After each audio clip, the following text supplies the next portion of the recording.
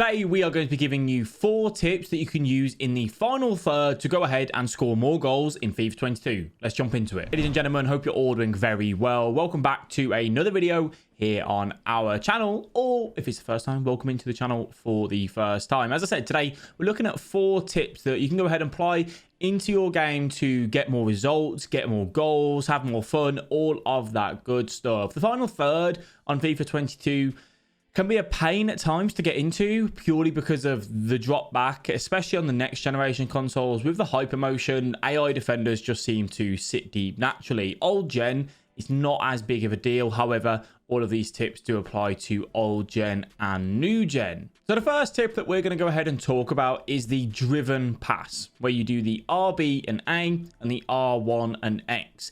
FIFA 22 passes along the ground that are just normal X passes, normal ground passes. They're a little bit slow. They don't really get to your player as quick as maybe you would like. Over the top through balls are great, but obviously it's not always the option that we want to go for.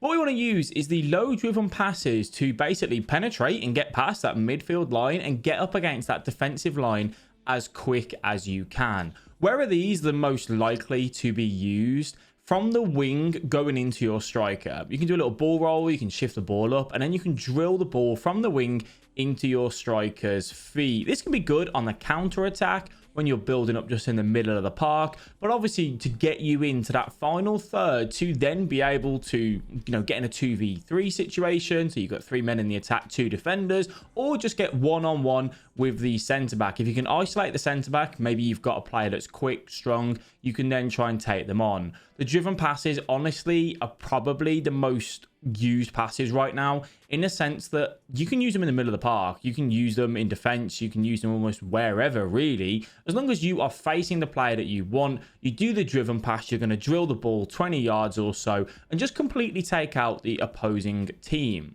If they are standing in the passing lane ever so slightly, the driven pass can still find its way through. It's driven so quick and so strong that it makes it really difficult for the opponent to actually intercept. And if they do intercept it, a lot of the times it ricochets back to your player anyway. Obviously not great for you to do that, but you get the point. Make sure you use the driven passes. Honestly, they will help you take your game to the next level. One of the things that we're giving our coaching students at the minute is a little task to get it into your game. Say to yourself, I'm going to do 2 driven passes per half. This way, you'll then start to understand where they work, where they don't work, how many times you can do them, and to just kind of slowly implement them into your game. And I'll be honest, you'll be using them a lot more than 2 times per half.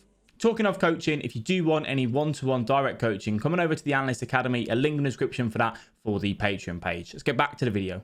So point number 2 to get into the final third and score more goals, we're going to talk about skill moves.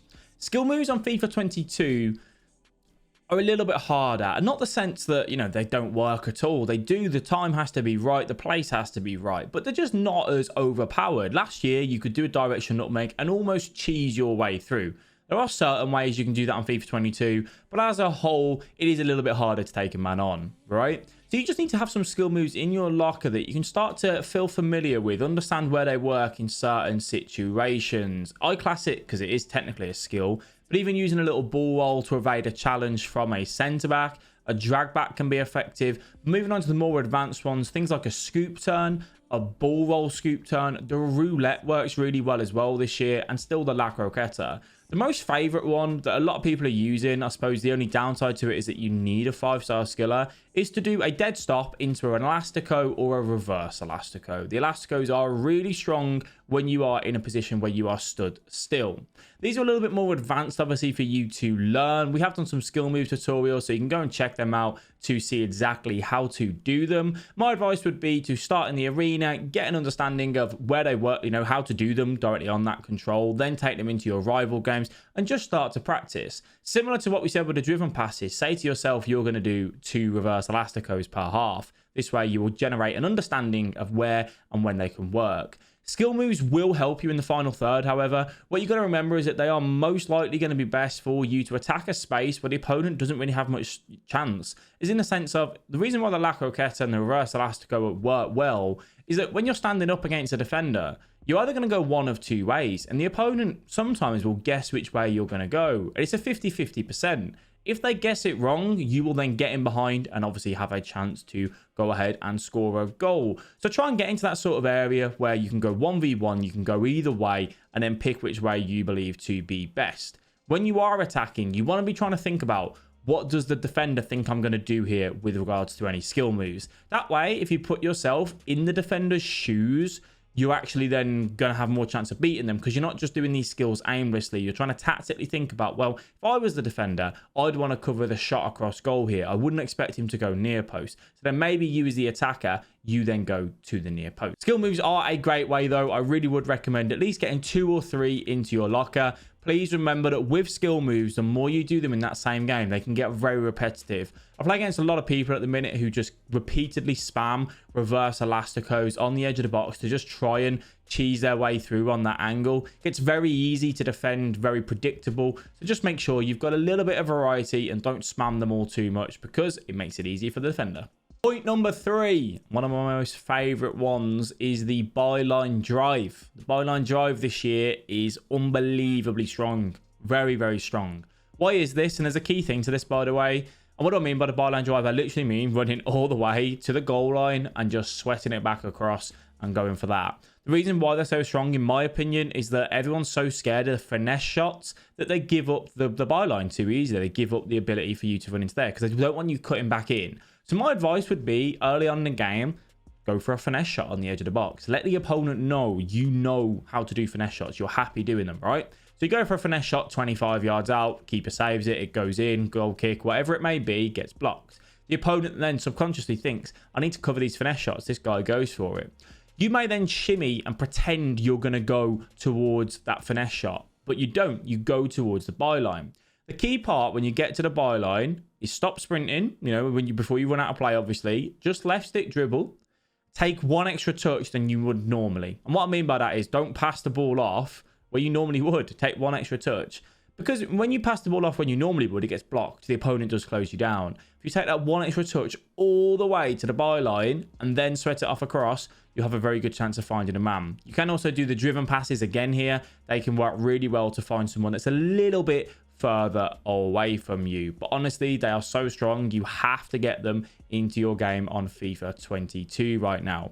Another note, if you don't find a man, you can't see someone free, feel free to try and left stick dribble in and around the goalkeeper. Goalkeepers commit really easy on the left stick dribble. We're going to have a video coming on that very soon. And you can just take it past them. They'll hit the ground and then you just tap the ball into an open net. Very easy, very effective. But please put them into your game. Remember the bit about the finesse shot, because that's a key part to kind of making someone think that you're going to go for that, but you're not. You're playing mind games with them. And the byline drive will generate you plenty of goals on FIFA 22. And then the fourth and final tip in the final third is having composure, or looking for that extra pass. Composure comes down to many factors: doing an extra skill move, what shot selection you take, just getting it on the right foot, making sure that you're on the strong foot, all of that sort of stuff, and looking for the extra pass. So let's talk about composure first of all. Sometimes you may want to go for a shot and the opponent has a very good chance of blocking it.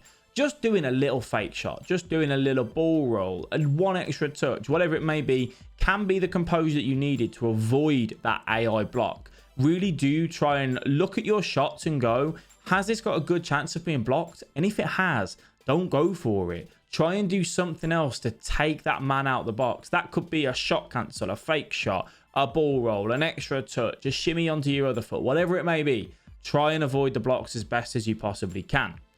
What we then want to talk about is the shot selection. So sometimes going for a low driven may be more effective. You can see in these sort of examples, in these sort of areas, we get in, we're quite close to the goalkeeper. If the goalkeeper's 4 yards away from us, a low driven can work really well. If not, the shot across goal, the power shot across your body, 2 to 2.5 bars of power, depending on how far out you are, is really strong. If you are 16 yards out and above, so just after the penalty spot, the power shot across goal is best. That's where goalkeepers are at their worst. So make sure we're using that and having that composure to know that is the shot that we want to go for.